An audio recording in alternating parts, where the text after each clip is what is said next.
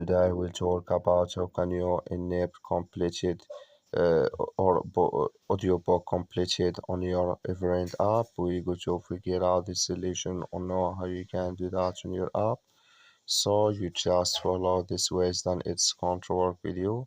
All you have to do, just go down, click here on account down here, and just click here on account. It's going to take you to this list. It's going to show for you like this. Then all you have to do, just click here on notification settings here. Then it's going to take you to next step here. Click on notification categories here. You come to next step here, come here to audiobook completed here. Then you click in this sign that like you see this color show for us here. That's mean here audiobook completed notifications enabled with us now.